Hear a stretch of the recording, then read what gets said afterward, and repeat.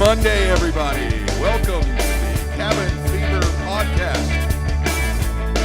It's Brent Bailey. Hopefully you're having a great day today. We are having a good day here at the Cabin Fever Studios. Tell us what you're doing and where you are today, where you're watching from, where you're listening from. We got a great show planned for you today.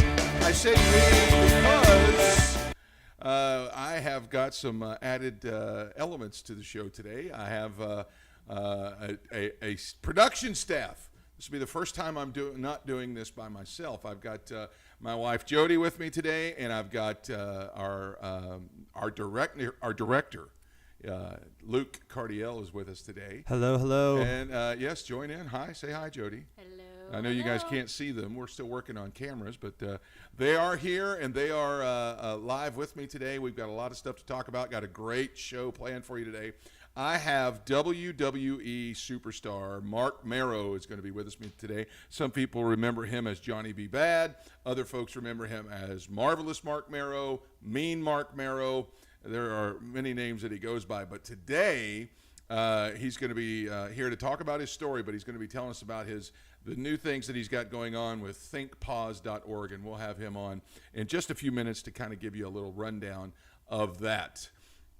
I don't know how many of you know this, but today is a very special day. Not only is it Monday, but today is National Donut Day. Woo-hoo. And I know that makes people that I know very happy. Jody is Yes. like over there right now, lifting her hands and worshiping the Lord. And but today you can now. So that brings us to the question of the day in the comment section below. Why don't you drop down there and tell us where is your favorite donut and what kind is it? For me, I've only found it in a few places, but if you could do me a favor, Luke, and give me a little more volume in my ears. I have one place that I haven't been able to find it very often, but in Flatwoods, Kentucky, where I grew up, there is a shop called Dave's Bakery, and it's been there since I was a little kid, and they have just your normal cake donuts, but what they do is they put peanut butter icing on them, and it is heavenly. And I guess I have a thing for peanut butter. I had a lot of folks saying something to me the other day about the peanut butter and jelly steak that I made the other day. Some people were like, yeah, exactly. They were like, oh, it sounds so gross. It's not. It's so good. Everybody needs to try it at least once in their life. You just rub it on there, slather it on it. Look at the video. I posted a video of how to prepare it. It's great. It's not at all what you think it's going to be. It's going to be. It's a perfect complimentary taste. But what is your favorite donut, and where do you get it from, Luke? I'm gonna have to go with just a chocolate donut From Dunkin', Krispy Kreme. We'll go Dunkin'. Dunkin' We'll Donuts. go Dunkin'. All right. There's a lot of folks out there that like Dunkin' Donuts. Jody? Honestly, it depends on the day, but Winchell's Donuts in I California. knew you were going to say Winchell's because most everybody from California does. Anybody watching on the West Coast, Winchell's is the way to go. And what flavor do you like there? Chocolate, maple, you name it. Yeah. I'm just going to stick with the peanut butter frosting donut with the from Dave's Bakery. Now I like the pink strawberry icing as well. So my mom and dad are very particular. They like the heart-shaped donuts around Valentine's Day, or the shamrock ones from Jolly Pirates. They're in Ashland, Kentucky. They do the heart-shaped, the Christmas tree at Christmas, and they're cream-filled. The shamrock around Thanksgiving. I think they do pumpkins at Halloween. Not Thanksgiving, St. Patrick's Day. So those are all good places to get your. So where is your donut today? Because today is the free donut on National Donut Day. So wherever you're going to go, I know Dunkin's is serving. I know Krispy Kreme is serving. So where are you going to go and have that today? All right. So let us know. Drop down in the comments below and let us know. All right. Now, before we bring out our first guest, I want to say one thing. With everything going on in the country right now, first of all, our hearts go out to the family of George Floyd. We've been praying for their family. I know at this time in our history, sometimes prayer is. Some people say prayer is not enough. I don't. necessarily subscribe to that to say prayer is not enough. However, I do think that we're not just supposed to pray. I believe that this is a time that we need to be demonstrating our rights as Americans and the love that we do have for the African American community. It's imperative for them to feel the support of the rest of us as they're going through this right now. Listen, African Americans out there, we love you. We're with you. We're standing with you. We're as outraged as you are. Amen. And we're going to be talking to our leaders in our community. I know last night there was some demonstrating going on here in this part of Florida. I know there was some downtown in Orlando. There has been some all across Kissimmee, St. Cloud, down in Davenport, and there's been demonstrating going on. And let me just say, we support that. We support your right to go out and protest and demonstrate and let your voice be heard, because it does need to be heard and it does deserve an audience. And so with that being said, we just want you to be safe out there. We want you to use wisdom. And those are the rest of the folks that are stirring up the violence and stirring up the burning down of buildings. We do understand the anger from the black community, and we sympathize, and we're with you, and we're angry as well. The rest of those folks who are inciting riots, that are not peaceful protesters, who are not just trying to draw attention to this problem, but they're trying to capitalize on this, those are the folks that we say we do not condone that. We speak against that, and we're not for that. So don't try and make this about yourself. Don't try and make this about something it's not. We're here to see equal rights for everybody in this country and in the world. They need to see equal rights across the board. Everyone needs to be treated fairly. We're all children of God. We're all created in his image, and we stand with you today. And I know I'm speaking for Luke and for Jody and everybody at our church and things like that. We are with you, and we stand with you, and we support what you're doing. And so with that being said, let's move on with the program. Our hearts and prayers are with you today. All right. Our guest today is somebody that if you follow the wrestling world at all, you will definitely know my guest today. Marc Mero is a former WWE wrestling champion. I believe he held the Intercontinental Championship. He's also written a book called How to Be the Happiest Person on Earth.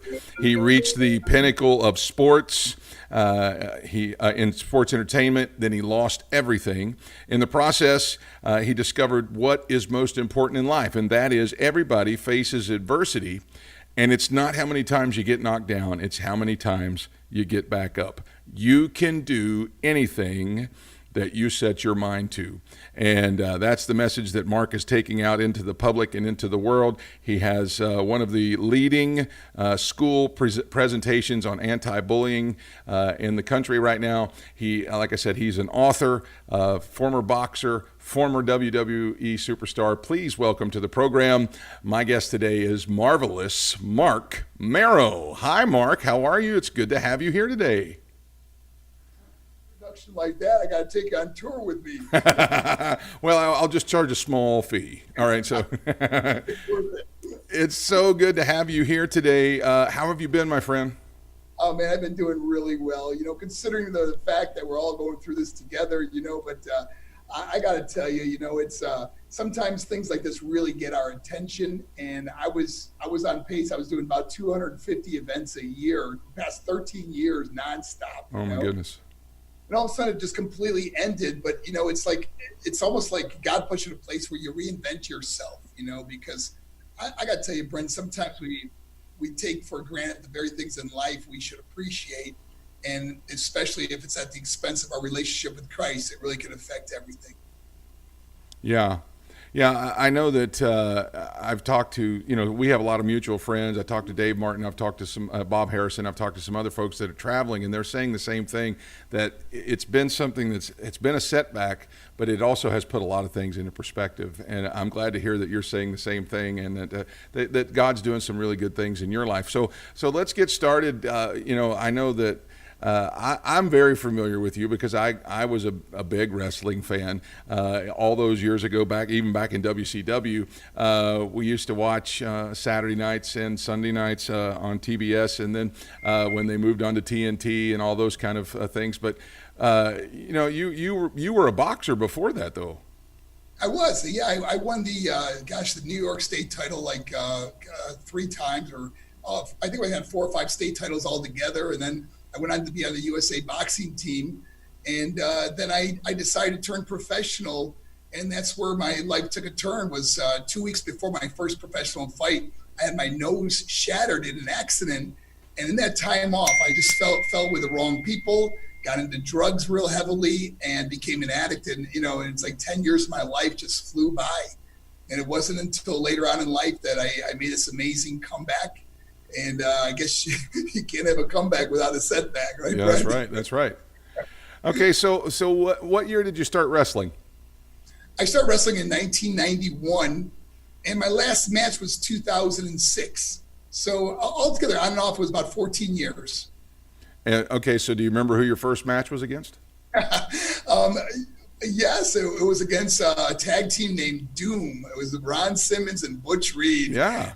There were some bad dudes, man. And then your last match. Who was your last match? My last match was against the, it was memorable, I guess. Goldberg. Goldberg. Is that right? Goldberg. Oh, okay. Yeah, it was kind of a playoff of Goldberg. Yeah, but his I got name it. was Goldberg, and it was like a comedy thing. But that was my last match. And then, I'm sorry. I actually made a 2006 my last match. It was against Blue Meanie and Norman Smiley. It was a tag team match All that right. I had. Okay, awesome. So you were in that industry for a long time, and I got to tell you, I had Nikita Koloff on just a few weeks ago, and it just seems like there's a real revival that's going on amongst a lot of these retired wrestlers. Absolutely, with Sting and Ted DiBiase, his son. Nikita is incredible. There's just so many of us now that have been in that dark place that are now serving Christ, and wanting to help as many people as possible. It's the greatest joy is helping somebody else. So let's talk about that for a minute. What do you think it is about is it the entertainment business in general, or is it wrestling that so many guys have had to take such a dark turn during that time? Well, in particular wrestling, we used to do about 250 events a year, and there's only about 22 spots available for television. That's where you make the big money with big guaranteed contracts that we had. And if something happens, like if you're not ready to go, there's 10,000 guys behind you that are, and then obviously when you get injured, it's so hard to wrestle being injured. I mean, when you think of the Super Bowl, after the Super Bowl, they have like 4 months off before they have to go back to training camp. When we had our Super Bowl was like WrestleMania, we're at Monday Night Raw the next night. There's no time off, man. And your body takes a beating. I've had about 14 surgeries now. And so pain medication was a big thing when I was there. And of course, recreational drugs. And it's like, you travel and people are leaving bars open all night for you, and there's a lot of temptation involved with it. And there's some guys that can do it great. There's other guys that really messed up, and I was one of the guys that really messed up. And so during that time, and you obviously you led into it there by saying you got really messed up. God got a hold of your life somehow. Tell us that story of how that happened. How did you turn everything around? Well, it was mine was pretty drastic. I lost my little brother and sister. They both died at 21. My mom died at 58. My dad died while I was holding him in my arms. Then, of course, I went through a divorce, and it was so painful. And it was like I lost everything. It was like everything you worked for, everything you hoped in life. Your whole life, you dream of being rich and famous, and you travel the world in search of what you think you wanted, and you come home to find it, but it's too late. And for it was me, it was too late. Once my ex left and experienced so much death, I didn't want to be here anymore. And it came to the point where I wanted to end my life. And if it wasn't for me getting on my knees and asking Christ to come into my life to forgive me, I wouldn't be sitting here in front of you today. everything changed. I mean, the tallest I've ever stood was that day I got down on my knees. And now I pray and I hope and pray that his love and light shines through me in some way.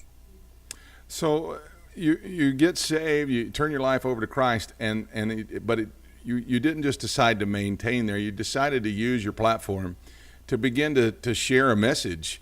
And I know that when I first met you, you were actually kind of still relatively new to the speaking arena. You spoke at one of Bob Harrison's events, and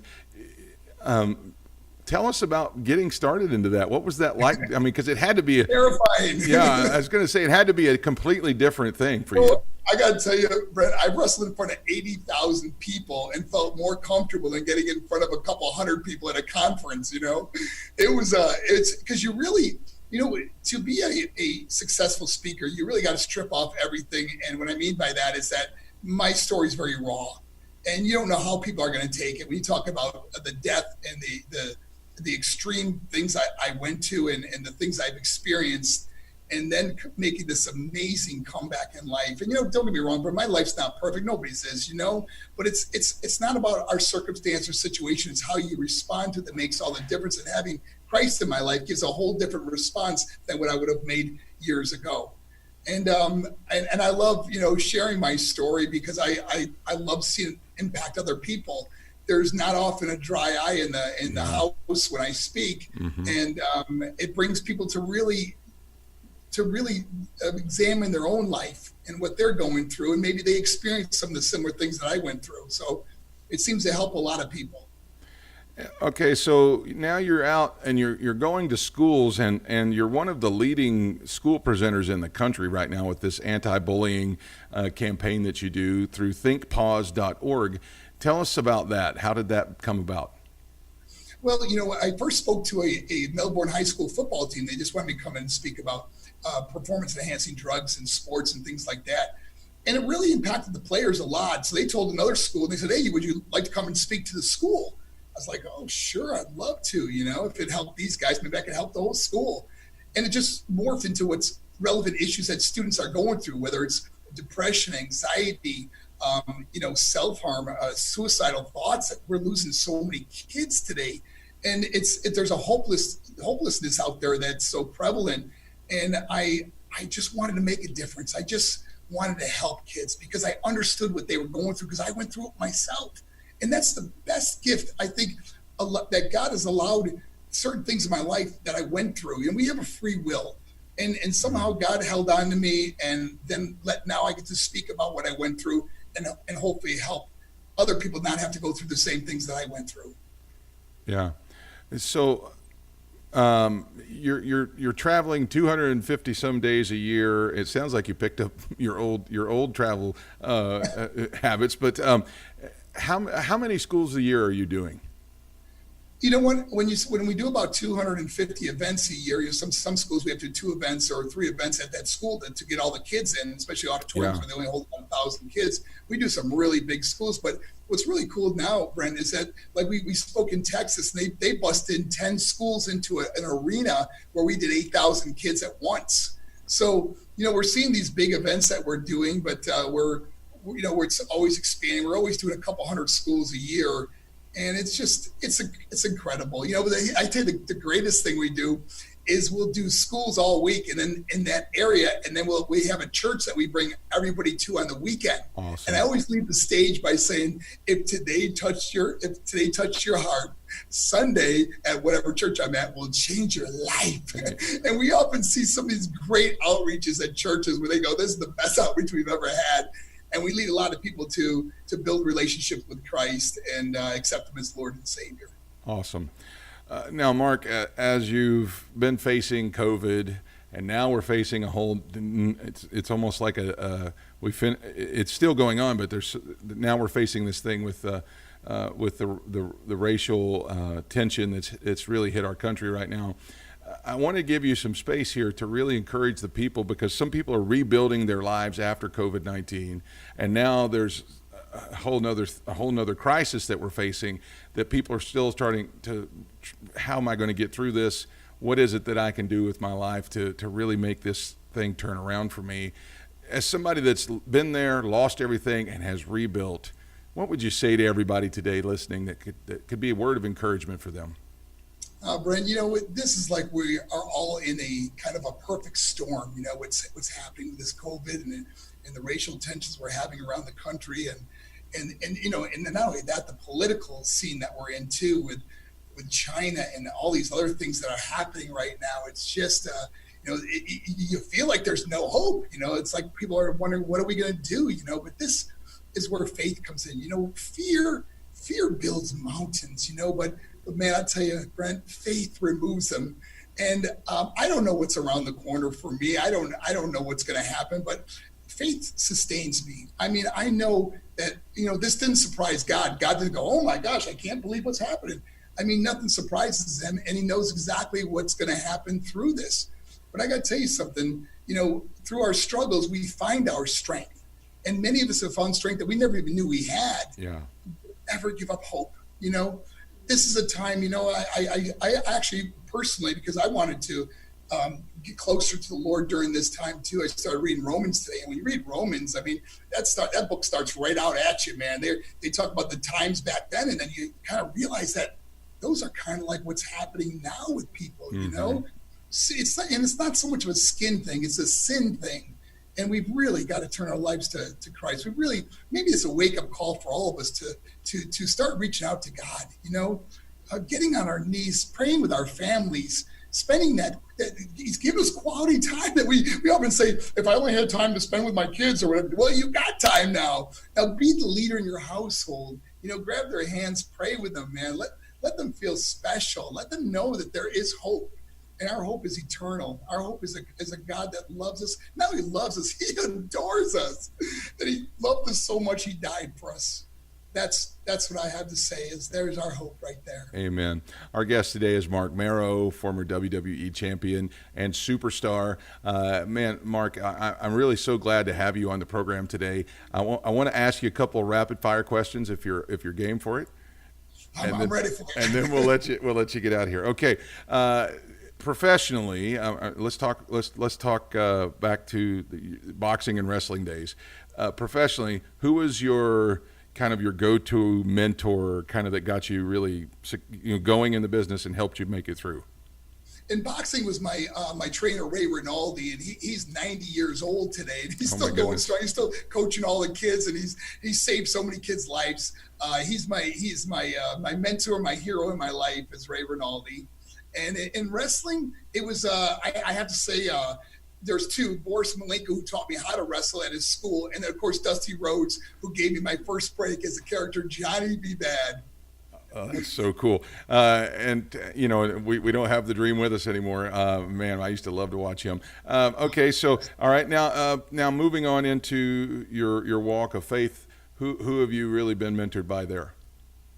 Oh my gosh, that's a really good one, because I've been so blessed with so many great men of God in my life, including our friend Dave Martin. Yeah. I mean, I've known Dave for years, and not only do I, he's a joy to be around, because he's probably not only a spiritual man, but one of the funniest guys I've ever met. It's true. Pastor Mark Sharona, who ordained me as a minister, so I'm blessed to know him, and that he saw that much in me to give me that amazing grace and gift. So I would say those two, and there's many more. There's Chris Whaley. There's so many more guys that spoke into my life and helped me along the way. All right. What was if you look back now, and I know that the answer to this would probably be your walk with the Lord, but aside from that, what do you think is the biggest victory that you've achieved in your life after walking with Jesus? Getting off drugs. Anyone that is addicted to drugs, it's one of the hardest things to finally kick that. And it was 2003 is the last time I've ever touched a drug. Like my drug of choice back then was cocaine, and it completely left my life when I gave my life to Christ. It's amazing. No rehab. It was just an amazing journey, and so I never looked back. And it's the one thing I know any drug like that would kill me. I know God has kept me here for a reason. All right. Okay. Looking ahead to the future a little bit, what's the next big goal I know that we want to get back out on the road and get to preaching and sharing. But what's the next big goal for your ministry or for thinkpause.org? What's the next big thing you're wanting to accomplish? Brent, it's funny you asked me that because, it's crazy. Just a couple of weeks, I turned 60 years old, 60. Oh, my gosh. You look great. I feel great. 60 is the next 35, man. But I feel great, and I'm not going to retire. I'm just going to refire. Yeah. And that's what I plan on doing. I'm always looking towards new things. These virtual presentations, I think, are going to be very big in the future. Doing things like you're doing with the Zoom and some of these programs we do it. Our YouTube channel has exploded with over 100,000 subscribers now. So we're looking to do more stuff virtually. We built a studio here in Maitland, Florida. So I'm just looking to still connect with people, and it's they say when you find your passion, you never have to work. I've been unemployed now for 13 years. All right. So I didn't realize your offices were in Maitland. We're just down the road from you in Davenport right now. So we need to get together and have lunch or something sometime. We're going to get together sometime, my friend. We live too close together to not see each other. Okay. All right. Last question. And this is, well, I'm trying to think of the best way to phrase this. What was your favorite moment in your career as a wrestler? I don't want to sound like a fanboy here. That's why I'm trying to phrase it the right way, because I want to go, was it meeting Hulk Hogan or what? I'm not trying to be a fanboy here. I'm just wondering, what was the highlight of your career as a wrestler? I guess, probably the first time I won a belt. It was a world television title I won from Steven Regal. And then, then when I went to WWE, I won the Intercontinental title, but I had to win it in a tournament where I had to beat guys like Owen Hart and Stone Cold Steve Austin. So that was a Farouk, Ron Simmons, so that was a big accomplishment. And I just something that you look back and you go, wow, that I got to do that. And it was a lot of fun. And, and then the video plays over and over again, That's so cool. Marc Mero is our guest today. And Marc, at the risk of sounding like a fanboy, we sure enjoyed our time with you and enjoyed your career. Thank you for making a difference in the world today. It really does mean a lot to folks like us that are pastors and speakers, to see people rise up from the ashes and go out and make a difference. And, man, we're sure proud of you and sure happy for you, and we just wish you nothing but the best. Oh, Brent, thank you for your friendship. You're awesome, man. And I look forward to seeing you soon. All right. That sounds good. Marc, have a great rest of your day. Go out and make a difference and just keep on fighting, man. Amen. All right. Take care. That's Marc Mero. Marvelous. Mean Marc Mero, former WWE champion and professional wrestler, and now school speaker and rally around he does rallies all over the country. Throw his information back up there. If you'd like to reach out to Marc, you can go to thinkpause.org. You can reach out to him on Instagram and Twitter at Marc Mero, on Facebook at Marc Mero page, and then Champion of Choices on YouTube. He was talking about that a little bit ago, how that's began to explode for them. We are so happy for him and what they're doing. So why don't you reach out to him? If you're a school principal or an educator, and I know several that watch the program that are, why don't you consider having Marc in, because what his messages are incredible. All right. This week, we've got a lot of things planned for the show. I'm going to try my best on Wednesday to have somebody in here who is an authority on racial relations, and I'm working on that right now. I don't want to give it away who it is, but he is somebody that I admire and somebody that I look up to, that is a real fatherly voice in this time. And then looking ahead to Friday, I can go ahead and tell you that I have booked as our guest one of the fastest women in the world. Alexis Love is going to be with us she's part of the, she's just recently retired, of Team USA track and field. And she, at one point, when I first met her, she was like the 10th fastest woman in the world. Of all the track stars of the world, she was number 10 in the world. And she's now started a ministry ministry based out of Houston, Texas, called Motivate by Love, and we're going to have her with us on the program Friday, so you don't want to miss that. All right. Listen, that's going to wrap it up for the show today. My thanks to Luke and Jody for being with me. You guys did a great job. Has allowed me to actually pay attention fully to the interview and talk about what they're interested in. I'm so excited about the direction of our podcast here. Why don't you do us a favor and click the share button down below it so that people can actually reach out and watch the show. You are our best means of advertising. So thank you so much for doing that. Continue to share that and tell everybody where we are. If you'd like to follow us on social media, if we can throw that up there, that'd be great. It's at the Cabin Fever Podcast on Facebook, the Cabin Fever PC on Twitter, and the Cabin Fever Podcast on Instagram. Why don't you follow us on one of those, share one of those. You can find us on our YouTube channel. We don't have enough followers yet to get a custom domain. So why don't you go ahead and follow us and subscribe to us on YouTube so that we can change that name to match everything else. We love you guys so much. We pray that you have a great rest of your day. Join us Wednesday at 2:30 for more. Get outside and break the cabin fever. Love you. Have a great day, everybody.